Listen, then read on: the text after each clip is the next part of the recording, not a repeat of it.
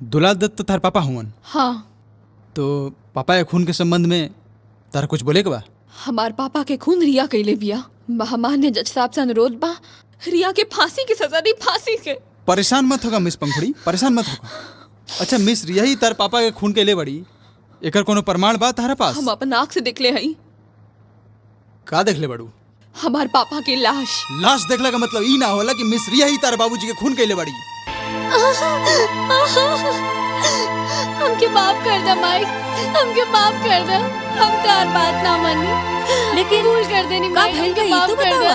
खून केकर खून हो गई? आप ही का सिंगरिया है। हाँ। आपके खून के इल्जाम में अरेस्ट कर जाता। ना, विश्वास करी, हम खून ना करनी। माई तू बोला ना हम खून ना करनी, हम खून ना करनी माई। ना, हमार बेटी खून ना कैलस, ई खून ना कर सकेली। इ निर्दोष भी आप लोग से गलती होत सब बा। बात पुलिस के बोल के कोनो फायदा नहीं है। ये सब कोर्ट में जाके बोली। अरेस्ट है। लेके चला चला। माई खून ना करनी। भगवान तू ई कौन दिन दिखावा तेरा भगवान? एगो सीधा साधा मासूम लड़की के साथे तू ही। ओ तू एकर मतलब तू ही हमार बेटी के खून के इल्जाम में फंसई ले। हां कोइले बनी तहार बेटी रिया के हम फांसी के फंदा पर चढ़ाई के दम लेता हूं और फांसी के हुक्मनामा पर साइन करी है ओकरे बाप अजय तिवारी।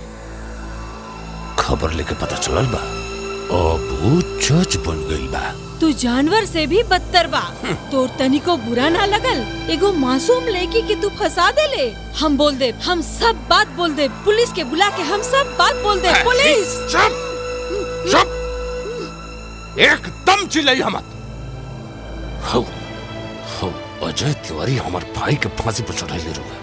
अते ओकर बेटी के बचावे खातिर पुलिस के बुलावता रिस जन हमरा के धइ के ले जाई है नो। हमार भाई के फांसी से बचावे खातिर हम अजय तिवारी के गोड़ पर गिरकर रोल रहनी। बाकी हमार बात ना सुनलस। अब हम ओकर बेटी के फांसी के फंदा पर चढ़ाई के दम ले। हमार भाई गलती कैले रहल, यही से ओके फांसी भइल। बाकी रिया तो कोनो गलती ना कैली। हम जाइब अदालत पे खड़ा होके हम चिल्ला के बोलब, रिया खून ना कैलस, खून कैले बड़े तू। एकदम चुप। याद रखिए अगर अदालत में जाई के ते हमरा खिलाफ गवाही देले तो हम तोरा के जान से मार दे। का फेमस बिजनेसमैन दुलाल दत्त के मर्डर के इल्जाम में सिंगर मिस रिया गिरफ्तार?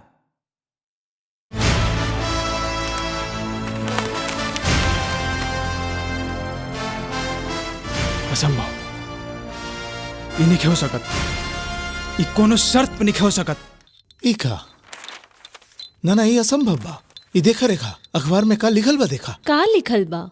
लिखल बा कि रिया एगो आदमी के खून कैले बिया। का बोलत हुआ तू? रिया खून कैले बिया? हाँ ये तो लिखल बा। असंभव। रिया जैसन लड़की कभी ही काम ना कर सकेली। जरूर केहू साजिश रच के ओके खून में फंसैले हुई। हाँ हम भी तो हैरान बानी। रिया जैसन लड़की ई काम कैसे करी? ना ई ना हो सकेला, असंभव।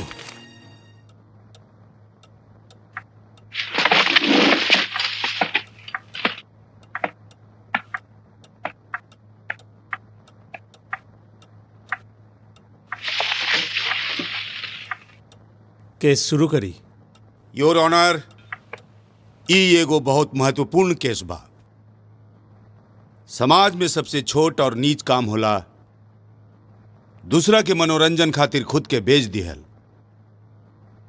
अपन रूप, अपन सुंदरता और बदन के आकर्षण से इंसान के फुसलावे के काम करत रहली miss Riya. I object your honour. गंदा सोच रखे वाला इंसान ही कोई इंसान के बारे में गंदा और घटिया सोच रख सकेला। एकर मतलब आप का बोले चाहे? हम खाली बोले चाहता नहीं कि हमार मुवक्किल के बारे में एक ठो गलत शब्द बोले के अधिकार आपके नहीं है। एगो खूनी के बारे में अच्छा बात कैसे बोला जाला ये हमके नइखे मालूम योर ऑनर। जब तक ई कोर्ट में प्रमाण नहीं होत कि रिया ही असली खूनी है तब तक ओकर चरित्र पे उंगली उठावे का अधिकार आपके एकदम नहीं है। ऑर्डर। पर्सनल अटैक करे के अधिकार आपके नहीं है। महामहिम जज साहब, हम दुलाल दत्त के बेटी मिस पंखुड़ी के अदालत में हाजिर करे के अनुमति चाहतानी। दुलाल दत्त के बेटी मिस पापड़ी के अदालत में हाजिर करल जाओ। मिस पंखुड़ी हाजिर हो।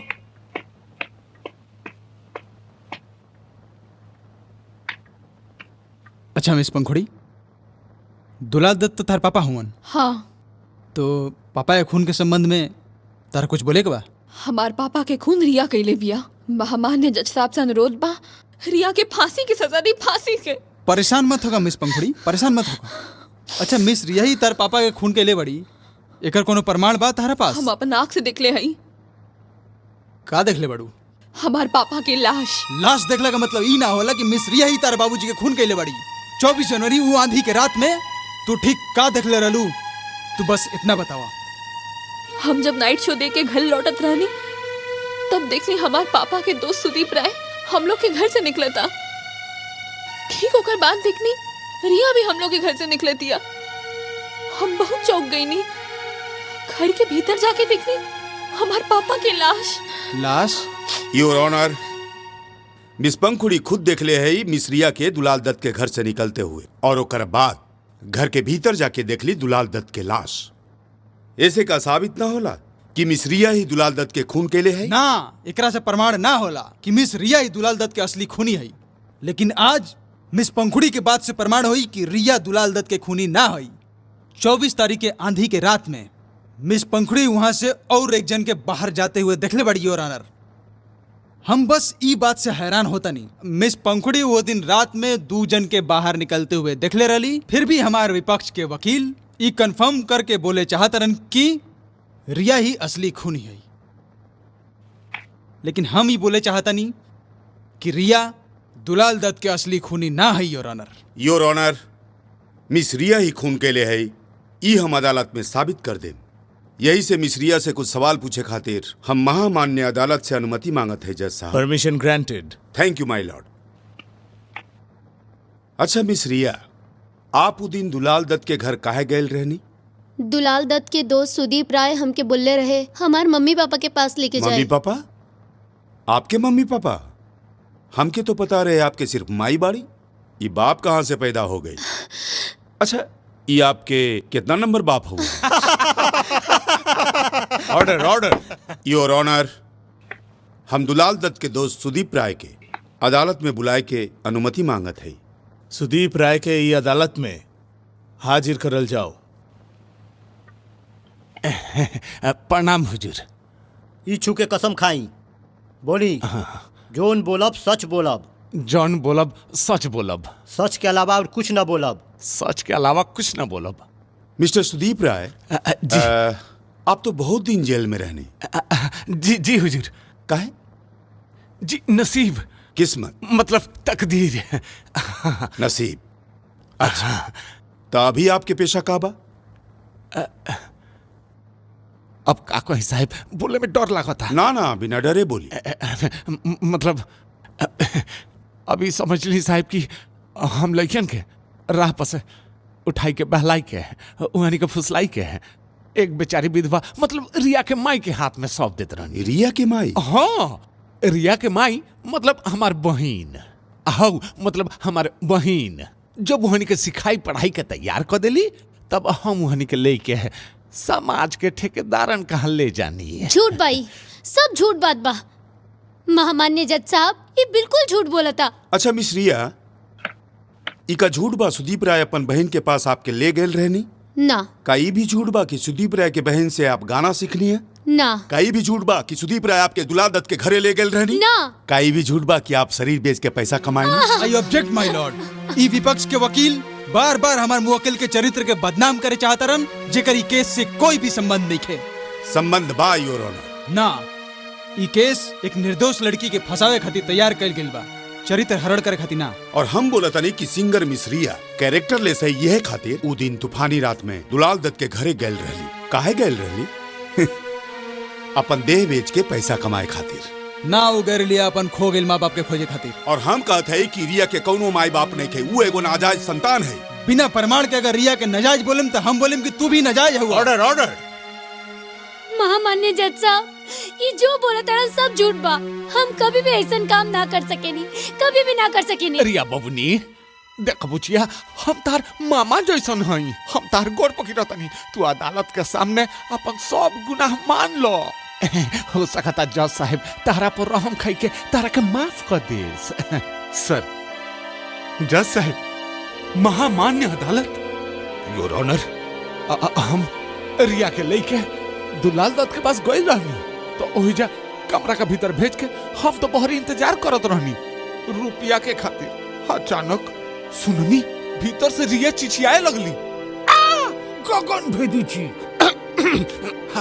माफ करी हजूर, हम खिड़की के भीतर झांक के देखनी तो रिया चिचियाई के दुलाल दत्त से कहत रहली, हरामजादा, तू रानी तनिया ते हमरा के बहुत दुख देले बारिस, ए बेरा हम तो खून पी जाई।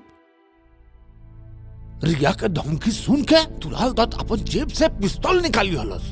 हम तो थोड़ा कांपे लगनी, मानो जैसे ही रिया ना छुड़ाइल होकस। ओकर बाद रिया एकदम से फांग के दुलाल दत्त से ओकर पिस्तौल छीन लिहली और कहली, खबरदार खबरदार, हमरा और मत बढ़िए। दुलाल दत्त आगे बढ़ल, रिया पीछे हटली। रिया कहली, हरामखोर, ते हमरा और आगे मत बढ़, हम तो चल ले। दुलाल दत्त ना मानल, वो आगे बढ़त गई, रिया पीछे हटली।